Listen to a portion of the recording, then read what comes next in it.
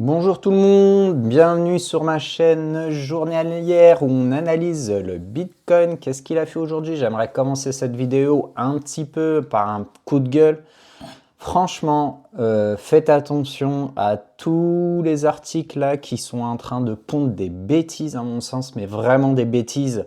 Là, je suis tombé sur un article, comme vous pouvez le voir, 24 heures crypto, où on nous dit peut-être que le Bitcoin serait capable d'atteindre les 200 000 euros à Noël. Franchement, si tu veux pas être une dinde, que ce soit toi la dinde à Noël, ne crois pas, ne lis pas ce type d'article. Et en plus, je vois qu'il y en a plein à foison. J'ai l'impression que c'est fait pour vous perdre, ce type d'article.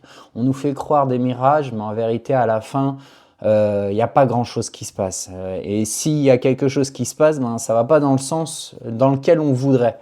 Donc, ça me pousse voilà, voilà, vous alerter vraiment, à vous alerter, à vous dire attention, fausses promesses, à ces croyances qu'on a. À un moment, on tombe dans un truc, on y croit, alors qu'on voit que les cours, ils vont pas du tout dans notre sens, mais on est là, on persiste, et c'est là où on fait les plus grosses bêtises. Donc voilà, j'ai trouvé cet article, je trouve ça complètement idiot. 200 000 euros le Bitcoin pour le 25 décembre. Mais attendez, c'est comme croire au Père Noël, hein. Personnellement, hein. Moi, pour ma part, j'y crois pas. J'y crois pas. Je crois pas non plus au Père Noël.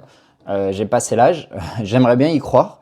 Après, maintenant, s'il y va, ben, écoutez, ben, je serais très content. Je serais très content pour ceux qui en ont du Bitcoin. Mais clairement, pour moi, la tendance ben, va pas dans le sens. Après, j'ai retrouvé aussi un autre article, je voulais vous le partager. C'est le Bitcoin à 150 000 $, le choc d'offres post-halving en action. Bon bref, en fait, si on cherche un petit peu sur Internet, on trouve de tout à boire et à manger. J'ai vraiment le sentiment que tout ça, c'est fait pour mettre de la confusion voilà, dans un marché en réalité qui est chaotique. Si franchement toi tu ne veux pas te faire tondre la meilleure solution, c'est d'avoir une stratégie, de comprendre ce que le marché y fait. Et cette chaîne, elle est là pour ça, pour te donner un petit peu d'éducation financière, pour te resituer le contexte. J'ai rien à vendre, j'ai pas de formation à vendre. J'essaie juste voilà, de transmettre ce que je connais pour éviter à beaucoup de personnes de faire des bêtises que j'ai fait moi-même il y a quelques années. J'ai cramé des comptes, donc je sais de quoi je parle. Donc si tu veux voilà, ne pas être dans la même situation que moi, ben écoute, inscris-toi à cette chaîne et j'essaierai régulièrement de vous donner des nouvelles et de vous faire des analyses de marché les plus honnêtes possibles, en tout cas en fonction de ma compréhension. Mais en tout cas, je vous dirai jamais que le Bitcoin va atteindre les 200 000 $ à Noël. Clairement, je serai un vendeur de rêves et clairement, ne croyez pas à ce type de revues qui sont là, je pense, seulement pour vous faire perdre de l'argent voilà, je comprends pas l'objectif. Personnellement, je comprends pas l'objectif de ces revues. 150 000 $ post-halving, on trouve de tout, hein. Vous pouvez trouver du 150 000, 200 000, allez, c'est la foire. C'est Noël, bon, on peut croire à tout. Donc aujourd'hui, qu'est-ce que le marché a fait? Petite analyse très rapide. Donc le BTC, si je reprends aujourd'hui, qu'est-ce qu'il a fait? Ben, il a fait une belle hausse. Bon, ben, je m'y attendais un petit peu. Là, actuellement, il prend quasiment 5,46%. Faites attention parce que c'est une hausse. C'est ce que je vous disais hier. C'est une hausse qui s'inscrit dans une tendance de fond qui est baissière. Donc, pour moi, c'est ce que je vous disais hier. Regardez ma vidéo d'hier. Je suis pas surpris que le Bitcoin fasse ça, qu'il aille tester les 107 000 $. Je suis pas du tout surpris. Maintenant, est-ce que ça fait que le Bitcoin est acheteur? Bah écoutez, je vous dis que non. C'est pas suffisant pour qu'il soit acheteur. Clairement, c'est pas suffisant. Regardez, il a baissé quasiment de 36%. 36%, c'est tout à fait normal qu'il se reprenne un petit peu. De combien il s'est repris? Ouais, de 12%, 12%. Mais ceux qui sont pris cette baisse de 36%, ben, ils regagnent 12%. Ben, croyez-moi, je ne crois pas qu'ils sont satisfaits. Donc, si toi, tu ne veux pas trouver dans cette situation, franchement, essaye d'avoir un petit peu voilà, de jugeote, de comprendre un petit peu ce qui est en train de se passer, de ne pas se faire balader par tout, par des hausses, par des baisses. C'est épuisant. Ne tombe pas là-dedans. Vraiment, ne tombe pas là-dedans. On peut vraiment avoir avec une stratégie simple et comprendre ce qui est en train de se passer. Donc, comme je le disais hier, là, on voit grosso modo que le cours, il essaye de tester cette moyenne mobile 20 jours.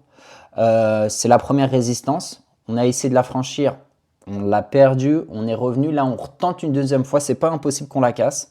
Ensuite, il y a la moyenne mobile 50 jours qu'on va essayer de tester. Donc, ça peut tout à fait faire ça. Écoutez, pour moi, on peut venir là, on forme un bottom, on vient, on teste cette moyenne, on retombe et on repart. On peut repartir comme ça. Donc, c'est pas impossible, mais ça ne veut pas dire que c'est haussier. Pourquoi je vous dis ça? Là, au contraire, pour moi, c'est un rebond technique. Pourquoi je vous dis que c'est pas haussier? Parce qu'il faut regarder la tendance de fond qui est en fait le weekly. La tendance de fond est très très importante. C'est cette tendance-là, c'est-à-dire qu'une barre, une bougie ici représente une semaine. Et cette tendance-là nous dit un petit peu ce que les institutionnels font sur le marché. Donc là, techniquement, si tu veux connaître mon analyse, moi, elle est très simple. Je ne vais pas réinventer l'eau chaude. Et l'idée, c'est voilà, c'est en 3 secondes de comprendre ce qui est en train de se passer. Donc pour moi, mon premier indicateur, qui est la RS Line, qui mesure le momentum, voilà, cet indicateur me démontre que le Bitcoin a cassé la tendance RS. Et là, on évolue en dessous de la tendance. Ensuite, le deuxième indicateur, c'est les moyennes mobiles. Les moyennes mobiles, 50 périodes. C'est là, on est sur 50 semaines. Clairement, quand on casse ce cours, quand on casse cette moyenne mobile, on n'est plus acheteur. On n'est plus du tout acheteur. On évolue en dessous de cette moyenne mobile. C'est une zone dangereuse, vraiment dangereuse. Retenez ça. Ne jamais acheter lorsqu'on est en dessous de la moyenne mobile. 50 périodes, 50 en weekly. Retenez ça. Cette moyenne mobile, elle est utilisée par les fonds pour déterminer la tendance. Ils se positionnent. En fait, pour faire simple, lorsqu'on est au-dessus de cette moyenne mobile, on est acheteur. On est en dessous de cette moyenne mobile, on est vendeur. C'est le B à bas. C'est le B à bas. Après, faites toujours attention, soyez prudent. Même si on repasse au-dessus, vous devez avoir un money management pour vous protéger en cas de perte. C'est pas tout full, on met tout all-in et vous visez la richesse. Non, c'est pas du tout comme ça. Évitez, évitez, il faut vraiment éviter. Donc là, premier indicateur, ma RS Line qui a été cassée le 6 octobre.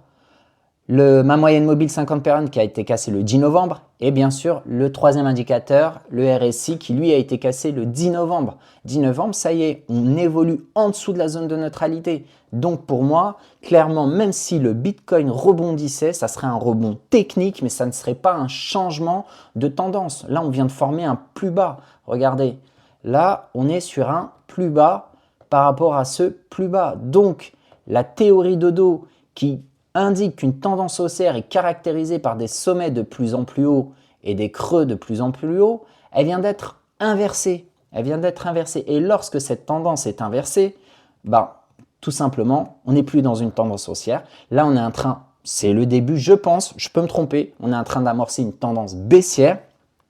Maintenant, pour invalider mon scénario, clairement, si on repasse au-dessus des 110, 112 000 euros, là, mon scénario serait invalidé. Clairement, mais tant qu'on évolue en dessous des 110, 112 000 euros, on reste dans une tendance, à mon sens, qui est baissière. Et bien évidemment, il faudra recasser la RS Line et repasser en zone positive sur le RSI. Et là, on pourrait éventuellement parler d'un changement de tendance. Mais pour le moment, il n'y a pas de changement de tendance. Ne vous faites pas avoir par les revues de Noël qui vous dit le Bitcoin sera à 250 000 euros.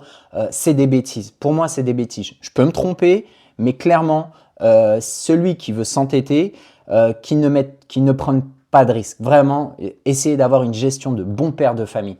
Et mes indicateurs, ils ne se sont pas trompés sur le précédent cycle. Regardez, lorsqu'on a cassé la RS Line, c'était le 13 décembre 2021.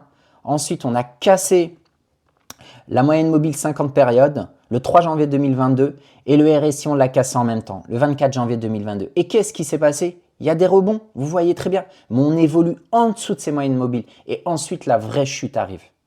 Et croyez-moi, il y a une chose que j'ai remarqué là depuis que j'analyse les marchés, c'est que le Bitcoin, là, sur ce cycle-là, a l'air de se comporter de la même manière que le précédent cycle.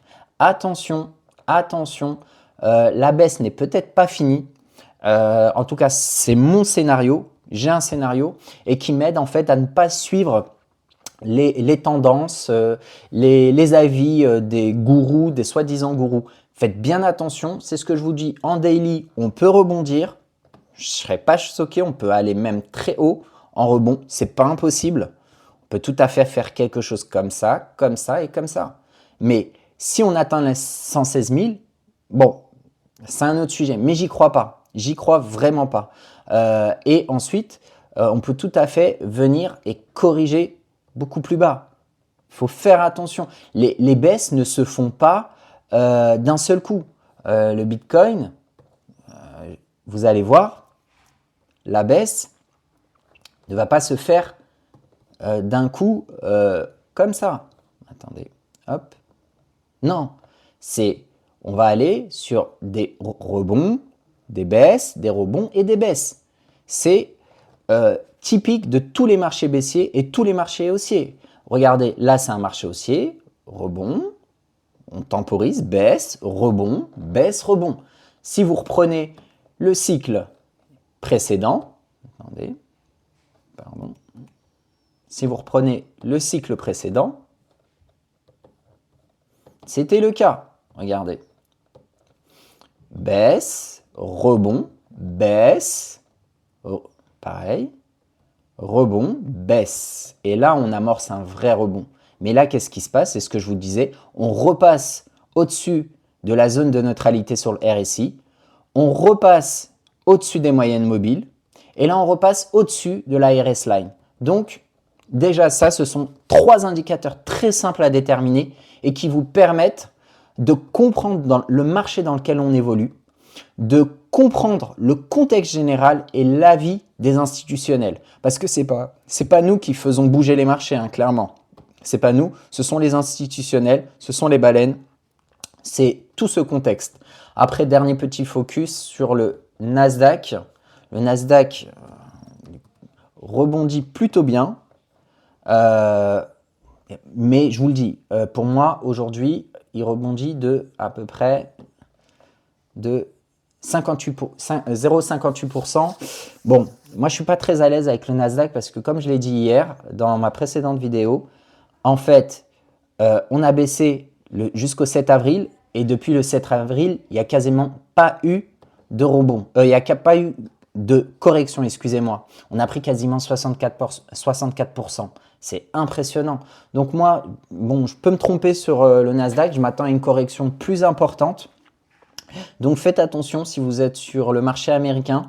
Il y a la crainte de la bulle, comment dire, de la bulle IA qui peut, qui fait peur au marché.